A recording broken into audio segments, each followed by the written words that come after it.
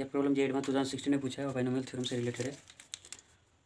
तो क्वेश्चन पढ़ते हैं और देखते हैं कि कैसे सोल्व करना है और क्या क्या डिफिकल्टी आएगी और क्या क्या फॉर्मूले यूज होंगे, उसको भी ध्यान में रखना। और फार्मूला जो बताऊंगा इस क्वेश्चन के थ्रू उसको याद रखनी है। अगर ऑलरेडी जानते हैं तो अच्छी बात है, सिर्फ क्वेश्चन को सोल्व कीजिए और ठीक है। तो क्वेश्चन पढ़ते हैं।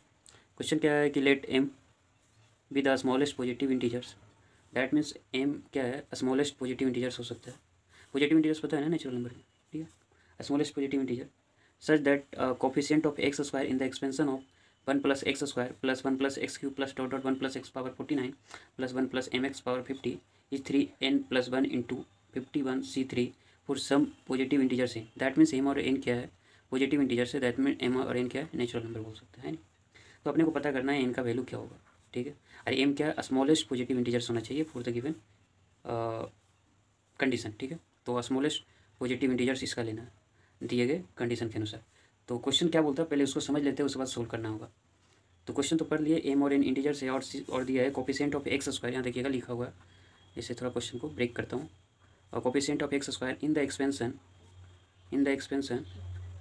क्या expansion 1 + x² + 1 + x³ ... 1 + x power 49 और अब +1 + mx का होल पावर 50, यही है। और इसी का कोफिशिएंट दिया है 3n + 1 अब 51c3, यही दिया है नहीं, ठीक है। तो अब इसका मीनिंग क्या है, तो इससे इस मीनिंग पर आने से पहले थोड़ा सा देखता हूँ कि होता क्या है। तो एक चीज़ बताता हूँ, coefficient of x⁻r in the expansion, समझिएगा मैं क्या बताने जा रहा हूँ। इस क्वेश्चन पर आता हूँ, इसको मान लीजिए कैपिटल है, ठीक है। तो in the expansion of 1 + x power अगर बाइनोमियल एक्सपेंशन पता होगा तो 1 + x पावर n क्या होता है। आपको अगर जनरल टर्म पता होगा x + y के एक्सपेंशन में जनरल टर्म क्या होता है, general term x + y power n का जनरल टर्म क्या होता है, TR+1 क्या लिखते हैं, NCR x power n -r y power r, या सिमिलरली या ये भी लिख सकते हैं NCR x power r y power n - r, ये भी लिखते हैं, है नहीं। दोनों में से कोई एक लिख लेते हैं। तो आपको करना क्या है कि यहाँ पर क्या है, x की जगह इस एक्सपेंशन में x की जगह 1 है, y की जगह x है या नहीं। तो इसमें से कीजिएगा तो देखिए इसका जनरल टर्म लिखने की कोशिश कीजिएगा, coefficient x power r in the expansion, इसका कैसे लिखिएगा, n तो रहेगा NCR, तो NCR तो रहेगा इसमें भी, इसमें NCR लिखेंगे। x की जगह क्या है 1 है, x की जगह क्या लिखेगा 1, तो इंटू 1 लिखेगा, और y की जगह कितना x, तो x पावर r। तो हम क्या बोल सकते हैं, coefficient of x power r in the expansion of 1 + x power n NCR x power r। तो इसको हम क्या लिख सकते हैं, इसको बोल सकते हैं कि 1 + x पावर n के एक्सपेंशन में 1 + x पावर n के एक्सपेंशन में x पावर r का कोफिशिएंट कितना होगा, NCR, है नहीं। ये ऑलरेडी पता होगा तो अच्छी बात है, नहीं है जिन्हें नहीं पता है तो इसके थ्रू जान लीजिए, ठीक है। अब एक चीज़ और है, इसमें एक एक्सपेंशन और है 1 + mx पावर 50। तो y की जगह क्या है mx है, तो जहाँ जहाँ बाई रहेगा उसकी जगह mx लिख देंगे। तो अगर लिखना होगा coefficient of x power r, तो coefficient of x power in the expansion क्या लिखेंगे, अगर लिखना हो तो coefficient of x power r in the expansion of 1 + mx power something n मान लीजिए, तो क्या लिखना होगा, NCR तो होगा ही, n है और r है तो NCR ही होगा। लेकिन बाई के x की जगह 1 है तो 1 होगा, बाई की जगह कितना mx, तो mx पावर कितना हो जाएगा r हो जाएगा, तो r लिखेंगे, तो NCR mx पावर r, ठीक है। तो इस चीज़ को भूलना नहीं है। तो अब जनरलाइज इसे क्या कर सकते हैं, अब इसे क्या कर सकते हैं कि सिंपल अगर रहे 1 + x पावर n में इसका कोफिशिएंट निकाला तो NCR हो जाएगा x पावर r का कोफिशिएंट। अब 1 + mx रहे और पावर n रहे, इसका coefficient of x power r कितना हो जाएगा NCR, लेकिन साथ साथ में क्या होगा m पावर r। देखिए यहाँ पर x पावर r तो लिखेगा, लेकिन mx को अलग अलग कीजिएगा, mx पावर r को अलग कीजिएगा, तो m power r x power r तो कोफिशिएंट इसके लिए कोफिशिएंट है, तो m पावर r NCR हो जाएगा। तो ये लिख सकते हैं NCR mr, m power r, तो ये लिख सकते हैं। अब क्या करना है, अब इसके बाद समझना, क्वेश्चन इतना सिंपल नहीं है। क्वेश्चन इसके बाद भी दिया है coefficient of x power in the expansion plus भी है। इसमें क्या है, टोटल एक्सपेंशन यहाँ तक है, टोटल एक्सपेंशन यहाँ तक, मतलब बोलने का मतलब है कि coefficient of x power r in the expansion, total expansion क्या है 1 + x पावर 2, यही है ना। देखिए 1 + x पावर 2 1 + x पावर 3, यही है। तो 1 + x पावर 3 प्लस है, और टोटल एक्सपेंशन लिखना है x पावर 4 ... कितना 1 + x पावर 49, देखिए जो लिखा है वही लिख रहा हूँ, 1 + x पावर 49 और प्लस 1 + mx पावर 50, यही है। इसी के बारे में लिखना, तो इतना सम करेंगे तभी तो, या तो ऐसे भी कर सकते हैं कि दोनों सबको अलग अलग कर दे। अब यार सर ऐसे कैसे संभव है, गलत होगा सही, तो सही होगा। आपको अगर प्रॉपर्टी पता हो बाइनोमियल थ्योरम में, तो आपको कोफिशिएंट निकालना हो, coefficient of something x power r ले जाए एक्सपेंशन, मान लीजिए कोई एक्सपेंशन है, इसका एक्सपेंशन है c है, तो क्या लिख सकते हैं coefficient of x power r in the expansion a plus coefficient of, अलग अलग कर सकते हैं, r in the expansion of b, coefficient of x power r in the expansion of c ... इस तरह से चलते हैं। तो क्या कर सकते हैं, सबको अलग अलग कर सकते हैं, अरे समझ, सबको अलग अलग कर सकते हैं। तो हम क्या करेंगे, जो आपके पास जो दिया गया a या दिए गए कंडीशन में जो इसका एक्सपेंशन में क्या किसका कोफिशिएंट निकल x⁻2 है, तो यहाँ r की जगह 2 है और सारे एक्सपेंशन प्लस में है तो अलग अलग कर सकते हैं, तो वही करेंगे जो दिए गए यहाँ पर है एक कंडीशन जो मैंने माना है। तो इसमें क्या करना है, जो coefficient of x⁻2 in the expansion 1 + x⁻2 + 1 + x⁻3 plus dot dot ये तो सबको अलग अलग कर लेते हैं। तो ऐसा करते हैं सबको अलग अलग कर लेते हैं। जब इसमें अलग अलग कीजिएगा तो कितना आ जाएगा, कैसे लिख सकते हैं, कोफिशिएंट ऑफ x⁻2 यहाँ पर कितना है 2 है ना, आर की जगह तो 2 लिखें, x⁻2 इन द एक्सपेंशन कितना है 1 + x⁻2 plus coefficient of x⁻2 in the expansion of 1 + x⁻ कितना 3, फिर प्लस लिखिएगा coefficient of x⁻2 in the expansion of 1 + x⁻4 dot dot इस तरह से लिखिएगा। फिर क्या लिखिए coefficient of x⁻2 in the expansion of 1 + x⁻49, फिर लिखिएगा coefficient of x⁻2 in the expansion of 1 + mx है, याद रखिए mx लास्ट टर्म है, mx नॉट x 50। तो अब इसको क्या करेंगे, इसका कोफिशिएंट लिख सकते हैं, इसका अभी जस्ट बताया था कि किसी का जनरल कोफिशिएंट लिखना रहे coefficient of x⁻r in the expansion of 1 + x में, यहाँ x + y नहीं है, इसमें स्पेशल कंडीशन x जगह 1 और y की जगह x है, तो 1 + x⁻n पावर है इसका एक्सपेंशन है और कोफिशिएंट x⁻r का निकालना है तो क्या होता है NCR x⁻r। तो यहाँ पर कितना निकालना है, एक कोफिशिएंट ऑफ x⁻2, तो इसको अलग पेज पर लिखते हैं, ठीक है। तो हम क्या कर सकते हैं, इसको ध्यान रखिए, आगे बढ़ते हैं। देखिए किसका कोफिशिएंट लिखना, coefficient of x⁻2 in the expansion of इसका, अभी जस्ट बताए थे coefficient of x⁻r in the expansion of 1 + x⁻n क्या होता है NCR होता था, है NCR ही होता था। तो यहाँ पर 2 है, इसमें क्या है, इस x⁻2 है तो r की जगह 2 और n की जगह भी 2 है, तो यहाँ पर लिख सकते हैं इसका कोफिशिएंट कितना हो जाएगा, यहाँ पर लिखेंगे coefficient of x⁻2 in the expansion of 1 + x⁻2 कितना हो जाएगा बताइए, 2c2 है नहीं। सिमिलरली 1 + x⁻3 है, यहाँ लिख सकते हैं कोफिशिएंट ऑफ, बता रहा हूँ 2-3 टर्म बताऊँगा उसके बाद जनरलाइज कर दूँगा, क्या हो जाएगा 3 हो जाएगा, तो n की जगह कितना 3 है और यहाँ पर r की जगह 2 है तो 3c2 हो जाएगा, है नहीं। सिमिलरली क्या करेंगे 4 है तो यहाँ पर 1 + x⁻4 और कोफिशिएंट x⁻2 ही है तो ये तो 4c2 हो जाएगा। सिमिलरली इसी तरह बढ़ते जाएंगे। अब आगे देखते हैं, अब यहाँ पर क्या है, आगे देखिएगा इसमें क्या है 1 + x⁻49 है, 49 है तो इसको तो लिखना पड़ेगा 49CR है नहीं, 49CR। फिर देखिए अगला क्या है 1 + mx⁻50, यहाँ पर x की जगह कुछ है, x नहीं है टोटली mx है, टोटल mx है। अभी जस्ट कुछ देर पहले बताए थे कोफिशिएंट ऑफ x⁻r निकालना रहे किसका 1 + x⁻n के एक्सपेंशन में तो NCR होता है, लेकिन जैसे ही 1 + mx के mx⁻n का एक्सपेंशन आ जाता है x⁻r कोफिशिएंट NCR m पर पावर r होता है, तो इसको ध्यान में रखना है। यही करनी है, इसमें क्या कीजिएगा अपने को कोफिशिएंट किसका mx पावर ये तो हो गया 1 + x⁻49 का, इसमें कितना 50 का, तो कितना आ जाएगा बताइए 50c2 2 हो जाएगा ना 50c2 और कोफिशिएंट ऑफ x⁻2 ही निकालना तो 50c2 और m² r की जगह कितना यही लिखे ना NCR m पावर r, तो n की जगह कितना था 50 था, यहाँ 50c2 2 किसके लिए x² के लिए है नहीं im पर पावर 2, तो क्या कितना आ जाएगा m 50c2 m²। अपने को क्या करना है कोफिशिएंट निकल गया। अब क्या करना है यहाँ पर अभी जस्ट देखे थे, देखिए यहाँ पर कोफिशिएंट सब सम है, इसके लिए अलग कोफिशिएंट है, इसके लिए अलग कोफिशिएंट है, इसके और सबको ऐड कर देंगे तो अपने पास नहीं निकल जाएगा coefficient of x⁻2 in the expansion of a total है नहीं, तो ही लिखें और उसी इक्वल टू कितना है 3n + 1 51c3, ठीक है ना, तो ही करेंगे। तो ठीक है, तो आगे बढ़ते हैं। तो क्या करना है सबको ऐड कर दीजिए, तो सबको ऐड कीजिएगा तो क्या लिखिए 2c2 3c2 4c2 फिर 5c2 डॉट डॉट कहाँ तक 49c2 और इसके बाद क्या लिखिएगा 50c2 और m², इसको भूलिएगा मत। और इसी इक्वल टू कितना है क्वेश्चन क्या है, इसी इक्वल टू 3n + 1 51c3 है, 3n + 1 × 51c3 इसे लिखना।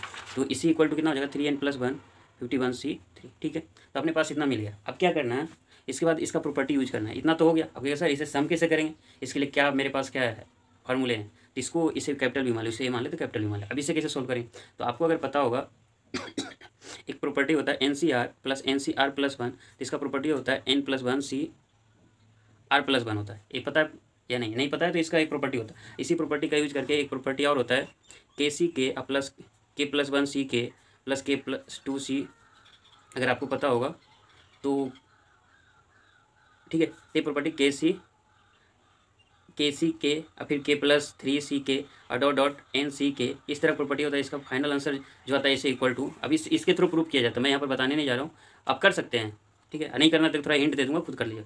10 + 1 और CK + 1 होता है, ऐसा प्रॉपर्टी होता है। मतलब कहने का जहाँ से स्टार्ट KCK है + K + 1 CK K + 2 K + 3 K, जहाँ एंड हो रहा है उससे एक इंक्रीज कर देंगे और NCK इसमें से सब में एक स्टार्ट कहाँ से करना है K से, ये स्टार्ट करना KCK K + 1 CK K + 2 CK, ठीक है। तो इस तरह प्रॉपर्टी n + 1 CK। अब ये सर आता कैसे, इसी प्रॉपर्टी का यूज करके आप कहिए कैसे। हमें पता है कि NCN को क्या लिख सकते हैं 2C2 लिख सकते हैं, 3C3 लिख सकते हैं। अगर ये दोनों सेम रहे तो आंसर क्या आता है, सेम ही आता है, 1 ही आता है नहीं।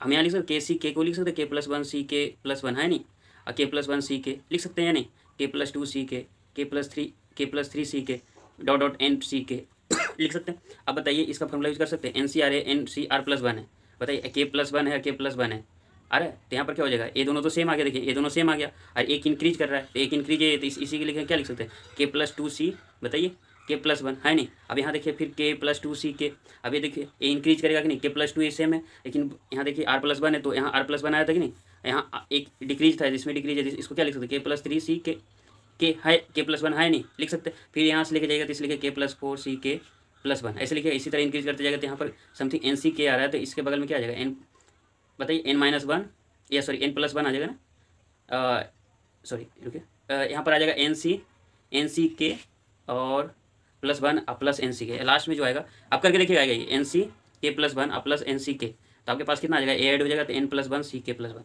यही आ जाएगा, ठीक है। तो आपका final answer N plus one C K plus one यही आएगा। तो हम क्या कर सकते हैं कि जहाँ से स्टार्ट किए के से स्टार्ट किए, लास्ट एन पर किए, तो हम क्या करेंगे, जहाँ लास्ट किए उसमें एक ऐड कर देंगे, और जहाँ से स्टार्ट किए थे के से, तो के प्लस वन कर देंगे, तो ये आपका फाइनल आंसर आ जाएगा।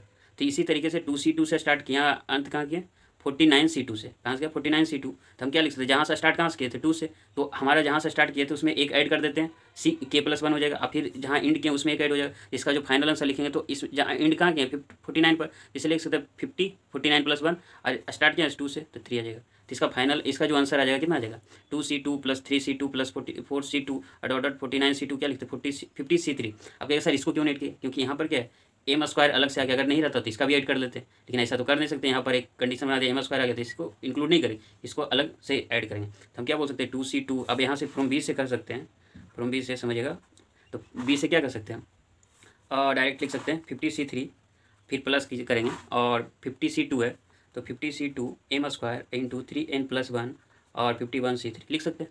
अब इसी को कैलकुलेशन करना, अब सिंपल है, कैलकुलेशन कर लेते हैं। अब ऐसा कर सकते हैं आप, इसमें मिनिमम कौन होगा, 50C2, 51C3, 50C3, तो आप इसको ऐसा कीजिए, इससे डिवाइड कर दीजिए, इससे 50C2 से डिवाइड कर दीजिए। अगर ऐसा नहीं करेंगे तो भी नहीं बनेगा, तो फिर आपको NCR का जो फॉर्मूला पता है, N factorial N factorial R और एन माइनस आर, इसको यूज कर सकते हैं। यहाँ क्या करना है कि आप डिवाइड कर दीजिए, तो इससे आसानी हो गया आपको, नहीं तो कट करना पड़ेगा ज़्यादा। तो 50C3 से डिवाइड 50C2 से डिवाइड कर दी दोनों, तो यहाँ वन एम स्क्वायर हो जाएगा, और इक्वल टू कितना आ जाएगा 3n प्लस वन और 51C3 और 50C, और यहाँ 2 है ना, तो 2 बोलिएगा 50C2। अब इसके बाद इसी को अपने को क्या करना है, आगे की ओर ले जाना है, तो आगे की ओर ले जाते हैं, क्या है अपने पास, तो यहाँ से आगे की ओर ले जाते हैं, तो क्या कर सकते हैं, इसी पेज पर लिख लेते हैं, ठीक है, तो और आसानी हो। तो क्या करना है, इसमें 50C3 है, तो 50C3 लिख लेता हूँ, अब 50C2 है, प्लस एम स्क्वायर है equal to 3n plus one है, अब 51C3, अब इसी को ऐड करना, ठीक है। अब इसको ऐड करेंगे तो क्या आ जाएगा अपने पास, तो 50C3 को क्या लिखेंगे, 50 का फैक्टोरियल और 3 का फैक्टोरियल 47 का फैक्टोरियल पता है, NCR का फार्मूला पता है, n factorial R n minus R का फैक्टोरियल पता है, इसी का यूज किए, आप कर लीजिएगा 50 का फैक्टोरियल। अगर नहीं करना चाहिए तो आप ऐसा, आपको बताया था NC3 अगर लिखना रहे तो n माइनस वन n-2 लिखते हैं, 3 इंटू 2 इंटू 1, इसको भी लिख सकते हैं, तो ऐसा करते इसी को लिख लेते हैं, तो आसानी होगी। तो हम क्या कर सकते हैं, इसमें आगे की ओर बढ़िएगा, तो 50 इंटू क्या लिख सकते 49, 3 टर्म एक इंक्रीज करके 3 टर्म तक जाएंगे, तो 1 2 3 हो गया। और फिर उसके बाद क्या करेंगे, 3 है तो 3 इंटू 2 इंटू 1 लिखिएगा, और फिर 50C2 है तो इसका 15 इंटू 49/2 ऑलरेडी बता चुका हूँ इसके पिछले वाले प्रॉब्लम में, ठीक है। तो अब इसमें से क्या है, प्लस एम स्क्वायर है इक्वल टू क्या लिखिएगा 3n plus one 3n plus one, अब 51C3 है, इसी तरह क्या कीजिएगा 51 50 और इंटू 49, अब कितना 3 इंटू 2 इंटू 1, ये ऑलरेडी बता चुका हूँ किस तरह कैलकुलेशन करना। तो क्या करना है आपको, 2 इंटू 1 है, तो इसमें ये कीजिएगा, तो 50 कैंसिल, 49 कैंसिल, इसमें से 50 इसमें भी करना है, 50C2 तो दोनों में किए थे ना, ठीक है, ये दोनों में यहाँ भी करना है ना, तो इसको भी तो ये टर्म लिखने पड़ेंगे, तो इसको ऐसा भी लिखना पड़ेगा 15 इंटू 49/2 इंटू 1, तो 59 ये कैंसिल और 2 कैंसिल, यहाँ भी 2 कैंसिल, तो बचेगा क्या 3 जा कितना आ जाएगा 48, तो 16 plus M square equal to 3n plus one, ठीक है।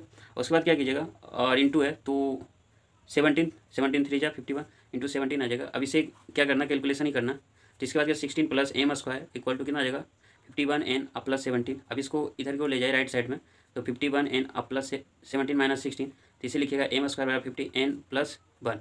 अब यहाँ पर ध्यान देना है, 50 क्या है M square equal to 51n plus 1, यही करना है।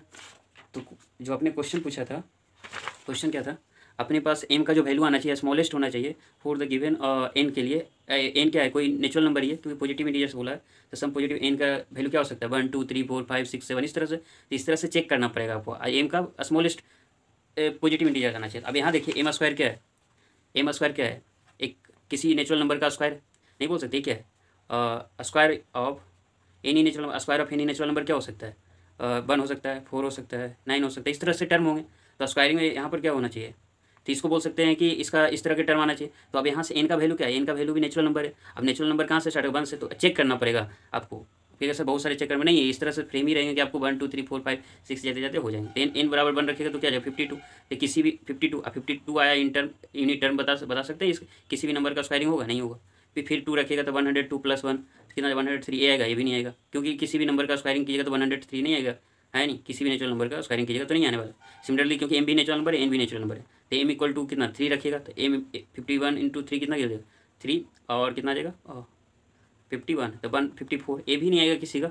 आपको अगर पता होगा 1 से, बेसिक चीज़ें हैं इसमें 10 तक में, अगर आपको सही से पता है तो भी किसी का नेचुरल नंबर का स्क्वायर नहीं हुआ। फिर 4 रख के देखिए, 51 × 4 + 1 तो कितना आ जाएगा 4 आ जाएगा, और 204 और +1 205, ये भी किसी नेचुरल नंबर का स्क्वायरिंग नहीं आने वाला। फिर 5 रख के देखिए, × 5 + 1 तो 5 250, 5 + 1 256, एक की 16 का आएगा आपका, 16 का ये स्क्वायर हो जाएगा। अब 16 का स्क्वायर कीजिएगा तो आ जाएगा 256, ठीक है। तो हम क्या बोल सकते हैं, n = 5 रखें तो अपने पास क्या आ गया, एम मिनिमम होना चाहिए, क्योंकि एम को मिनिमम होना चाहिए, और इस तरह मिनिमम होना चाहिए कि एम का स्क्वायर करें, एम का स्क्वायरिंग वाला टर्म आना चाहिए, है नहीं 51 n + 1 के रूप में लिखा जाए।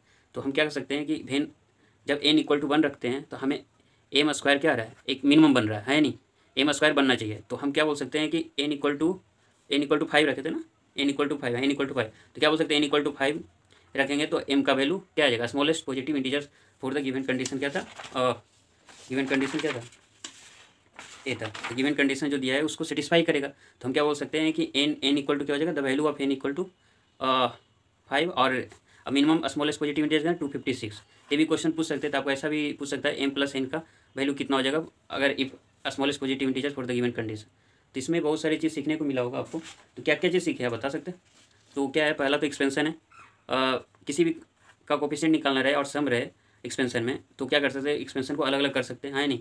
एक प्रॉपर्टी ये सीखे थे, अगर पता है तो ठीक है, नहीं तो फिर एक प्रॉपर्टी सीखे। और उसके बाद सीखे थे x power r in the expansion of coefficient of x power r in the expansion of NCR होता है। अगर 1 + mx रहे Rn रहे तो क्या होता है NCR m पावर r होता है। ये चीज़ ऑलरेडी जानते होंगे तो ठीक है, नहीं तो यहाँ पर भी ये भी सीखे। उसके बाद एक प्रॉपर्टी से 1 + c 1 k c k और k + 1 c k dot NC k रहे, तो इसका जहाँ से स्टार्ट किए हैं उसके बाद क्या हो रहा है, इंड जहाँ पर हो रहा है उससे इंड जहाँ पर हो रहा है उससे एक बार ऐड कर देते हैं, और जहाँ से स्टार्ट हुआ है वहाँ पर लिखते हैं नीचे। 10 + 1 c k + 1 एक प्रॉपर्टी एक यूज किया, और सिंपल था। उसके बाद क्या था, यूज करना था अपने जो दिए गए कंडीशन है उसका यूज करके अपने पास स्मॉलेस्ट पॉजिटिव इंटीजर्स का वैल्यू निकालना था। एम का वैल्यू नहीं, एक्चुअली एन का वैल्यू निकालना था। एन का वैल्यू कितना आ गया 5 आ गया, और एम का वैल्यू कितना 256 स्मॉलेस्ट पॉजिटिव इंटीजर्स। तो एन का वैल्यू कितना आ गया 5। आई थिंक आप समझ गए किस तरह से सोल्व करना है इस क्वेश्चन को। तो थैंक यू।